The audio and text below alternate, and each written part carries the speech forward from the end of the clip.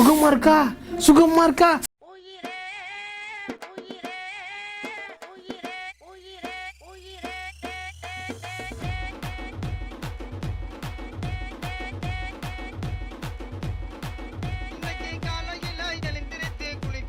அண்ணா கொஞ்சம் கொஞ்சம் மெதுவா பண்ணுங்கண்ணே.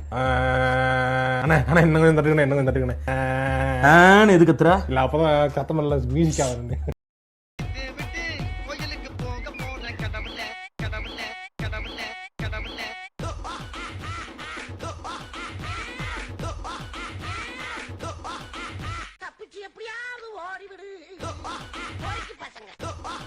சுகமா இருக்கா? சுகமா இருக்கா?